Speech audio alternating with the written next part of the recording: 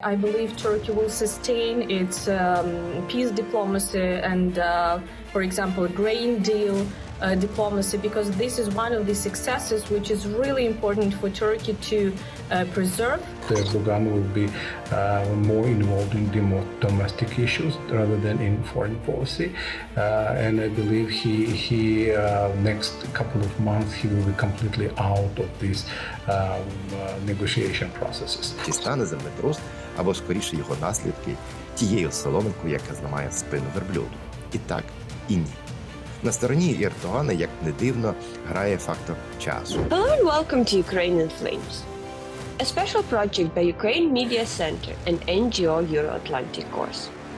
I'm your host, Varvara Shmygalova. In today's episode, we'd like to discuss with our experts the future role of Turkey in the Russian-Ukrainian war.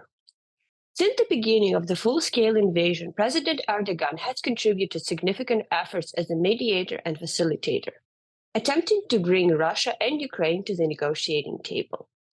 Of course, such a pursuit was not born out of a simple want for the neighboring country's welfare. Turkey has aimed to reach its own goals. Ankara's mediator's role, therefore, relies on many reasons, such as economic goals, displaying itself as a regional power, and building a positive image of Erdogan's role in the war within the Turkish political discourse. However, for the time left till the parliamentary and presidential elections, it seems like Erdogan is forced to tend to domestic issues and deal with the aftermath of a devastating earthquake. If you want to learn more about this subject, please continue watching this video and subscribe to our channel so you don't miss our videos in the future. To begin with, please welcome Yevgenia Haber, Senior Fellow at Atlantic Council in Turkey. She is sure that despite the recent earthquake tragedy, Turkey will sustain its peace diplomacy and try to maintain the success of the grain deal. However, she acknowledges that even though Turkey has attempted to become a platform for negotiations between Ukraine and Russian delegations, this option is obviously off the table now, due to the horrific war crimes committed by Russia. She states, Ukraine doesn't need mediation.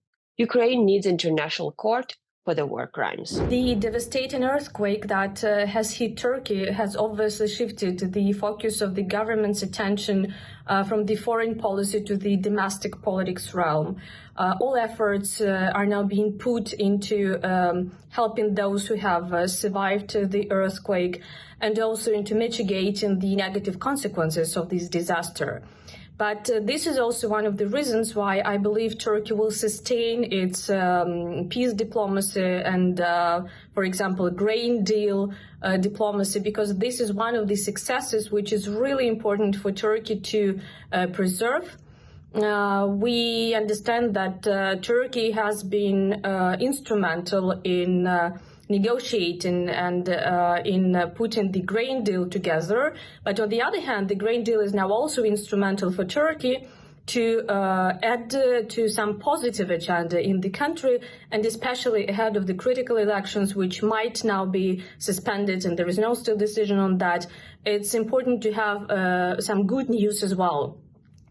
So I believe the new round of negotiations around the termination of the term of the grain deal, it's about to be terminated on the 19th, 20th of March. That will be also with the active participation and support from the Turkish side. And I'm sure that President Erdogan and the government will again be engaged very closely with both Russia and Ukraine to keep the grain deal going and to sustain the diplomatic success that the Turkish government has achieved. From the very beginning of the Russia's war in Ukraine, Turkey has played an important role as a mediator and facilitator of the whole process, trying to bring together Ukraine and Russia to the negotiations table. The reasons for that are multiple. One of the first reasons is Turkey's own economic interests, which have been affected by the Russian aggression in Ukraine, and also by the Russian creeping occupation of the Black Sea, which basically made it impossible for Turkey to go on with the trade relations and also threatened Turkey's investments in Ukraine. Let's not forget that A lot of Turkish businesses have been present in Ukraine's territories, including in the occupied territories of Ukraine. So bringing this conflict to an end would also spell an end to many sufferings of Turkish-owned businesses. Reason number two is that was a perfect opportunity and a chance for Turkey also to display its regional power potential, to play a role of a middleman, to use its diplomatic resources, being at the same time a strategic partner of Ukraine and Russia, and also NATO member, and placing Turkey in a unique position of having access and having good relations with both the president of Ukraine, Zelensky, and Russian dictator Putin. The third reason is a domestic reason in Turkey, because this foreign policy activism also has positive implications for the current government inside the country. Foreign policy has never been a priority for Turkish voters, but still, given economic problems and financial problems in Turkey, diplomatic successes and these landmark mediation diplomacy, peace diplomacy between Ukraine and Russia, they have created new opportunities for the current government to show how they have been efficient in dealing with the global food crisis, in bringing the atrocities to an end, and in facilitating negotiations between the two sides at war. So in a sense, that has also made Russian war in Ukraine a part of domestic discourse in Turkey, which is very often, unfortunately, based on huge anti-Americanism, anti-Western sentiments, with placing some blame for this war also on the NATO allies, for NATO enlargement, for provoking Russian aggression, etc.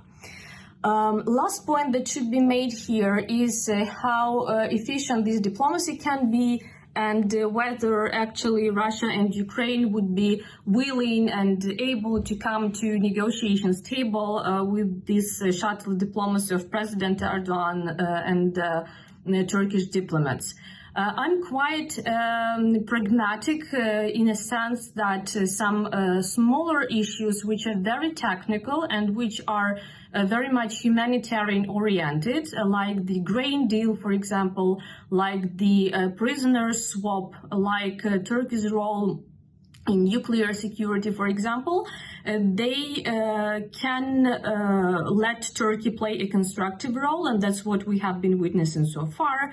But when it goes to a larger scale, in a way how we might have negotiations with Russia, Turkey's comments, including President's comments and Minister of Defense of Turkey comments on how the Joint Coordination Center of the Grain Initiative in Istanbul might become a platform for negotiations between the Russian and Ukrainian delegations, that's obviously all the cards that's not on the agenda of Ukraine, because when you have one country which is invading another country, and when we have basically war crimes happening every day in Ukraine, Ukraine does not need mediation. Ukraine needs international criminal court for the war criminals.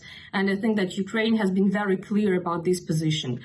So again, we appreciate as Ukrainians, and I think the government of Ukraine has made it clear several times, Turkey's efforts for de-escalating, but the main focus should be made on deterring Russia, on stopping Russian aggression on the ground, and then bring into accountability those who are criminals who made it possible. And afterwards, we can talk about any kind of negotiations, peace process, sustainable peace, because that is basically the first step and precondition towards any sustainable, full-scale, comprehensive peace, and not a ceasefire, which will just allow Russia to pretend they are negotiating, to play negotiations, and then to gather more forces to attack Ukraine again. Next Next, please hear from Tsintsadze, security policy expert. He will talk about the role and politics of Turkey in the international arena, the position of President Erdogan, and how the situation has evolved. Currently, Turkey is essentially falling out of the negotiating process due to the necessary focus on the devastating internal agenda. But in a few months, Erdogan may try to relaunch the new process again. Hello, dear everyone. Thanks for watching us, and then please, who is not subscribed to our channel, please subscribe now. And topic today I wanted to speak to you was about Erdogan and Turkey's mission for peaceful process or negotiation process in Russia-Ukraine war. Well, everyone well knows that in the beginning, in the beginning stages, right after when Russian invasion was told, Erdogan was actively participating in the negotiation processes, and he basically gave the platform, gave his whole possibilities and his arena to negotiate and at least start negotiations between Russia and Ukraine, which basically was actively pursued by both countries, Ukraine as well as Russian Federation. This was I believe because Erdogan himself, he was really strengthening his positions in South Caucasus after the Armenian and Azerbaijani war, and he could dictate, and he could maneuver through these complicated issues with Russian Federation, with Putin, and he was claiming that Putin was I would say for him easy to discuss and easy to communicate person, and at the same time he had and still has some complicated relations with the Europeans, and this gave him a right somehow to prove Europeans that he could be separately managing the processes within Ukraine and at least achieve some kind of peace movement with Putin himself. And this was as I mentioned in the beginning. At the same time, there was the problem of Georgia, because Georgia was not actively supporting Ukrainian side in this war, and it was viewed as in the beginning as a neutral country, but then more and more leaning towards I would say they supporting no one, but at the same time, but not supporting Ukraine was basically the thing which was aiding Russian Federation, and this basically also was viewed by the Europeans as well. They I would say easy their grip on Georgian European aspiration prospects as well. And this gave Erdogan the right also to strengthen again more his positions in South Caucasus. Well, Erdogan also managed somehow to negotiate the processes in the Black Sea, which also was profitable and beneficial for him, because he could be the one of the main powers, I would say, the policeman in the Black Sea, and then this was obvious. He tried to negotiate these grain corridors as well, and then thanks to him, these grain corridors still alive, and this basically was his part, but without, I would say, not without the benefits for Erdogan and Turkey as well. Now I believe the situation a little bit changed in sense of Erdogan falling out from these negotiation processes, and this is not because Erdogan he lost some credibility or he is reluctant to be more involved in the foreign policy making, but this is because of the situation which basically is in Turkey now. Well, everybody well knows that Turks and Erdogan himself, they are looking forward for the forthcoming elections, which due to be held in July 2023, and I believe partially these negotiations and involvement in the peace negotiations processes for Erdogan was also beneficiary for his forthcoming election processes, and this would be the main agenda on his foreign policy. But now, after the earthquake, when the devastating situation is in Turkey now, I believe he switches a little bit more, I would say not little bit more, but completely to the domestic questions and domestic problems, and that's why he may be out of this peace negotiation processes between Russian Federation and Ukraine. And with the second earthquake as well, which again proves that Erdogan will be more involved in domestic issues rather than in foreign policy. And I believe he next couple of months he will be completely out of these negotiation processes. That's why I believe that he will try to exploit and more get involved in domestic issues, which will give him the chance to run, I would say, positively run the elections there, and maybe there's I would say slight chance might be in the right before the elections, let's say in the end of springtime, in the beginning of summer, when he will emerge again as a negotiator, as a middleman, the manager to try, and he might try to start to launch the new process of negotiations because it might be his again his old revived agenda for the foreign policy, and this is again it will be well exploited towards Europeans and towards Putin as well. So Erdogan now is more engaged in his domestic problems, and his forthcoming elections will be excluding him, I would say, next couple of months from the negotiations in Ukraine-Russian Federation war. And last but not least, please welcome Igor Semivolos, Executive Director of the Association of Middle East Studies. He will depict the internal political situation in Turkey in connection with the devastating earthquake and its influence on the fast-approaching parliamentary and presidential elections. Доброго дня, я Ігор Семиволос з Центру близькосхідних досліджень. Сьогодні я пропоную поговорити про ситуацію в Туреччині у зв'язку із руйнівним землетрусом.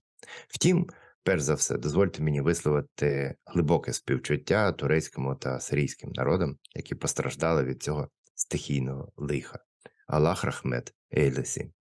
Знов-таки в контексті можливих політичних наслідків землетрусу. Багато було сказано про ситуацію так званого «чорного лебедя» для президента Туреччини та і Реджепа Ердогана.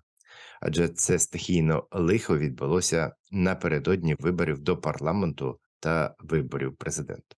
Відомо, що свого часу Ердоган переміг тодішнього прем'єр-міністра Туреччини Сулеймана Деміреля на критиці дій уряду щодо неналежної підготовки до землетрусу. Тоді були, наскільки ми знаємо, запроваджені нові правила будівництва з урахуванням можливих коливань землі, і за час, що минув з далекого 2002 року, ці норми мали бути впроваджені.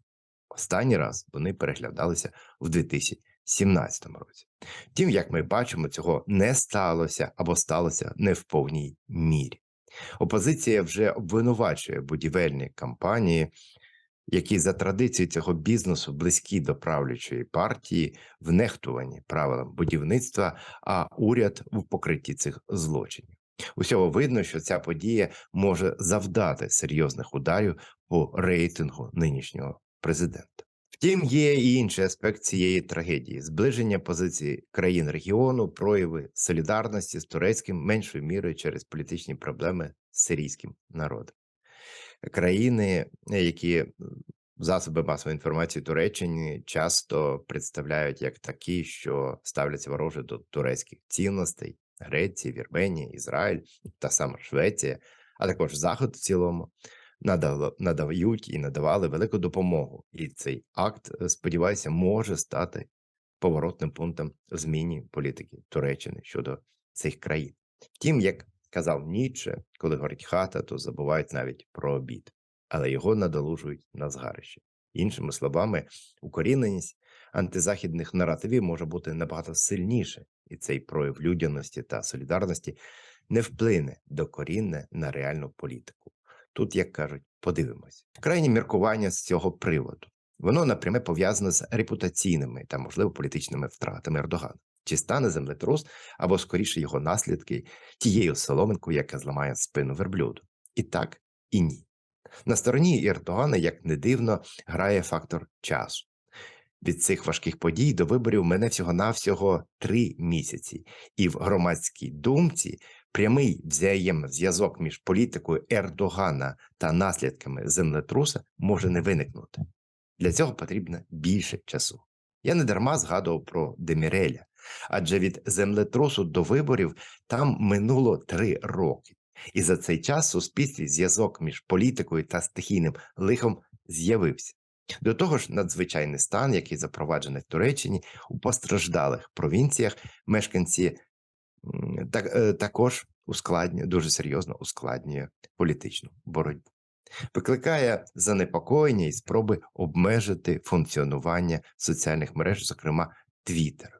Врешті-решт, настрої людей мінливі, і лише за місяць після цих подій ми можемо робити якісь прогнози щодо рейтингу головного претендента. Став він менший чи навпаки виріс. You've been watching a special project by Ukraine Media Center and Euro-Atlantic course dedicated to the Russian-Ukrainian war, Ukrainian Flames. In the description under this video, you can find information on how you can help Ukraine fight Russian aggression. If you find our work useful, please like and share this video. Слава Україні!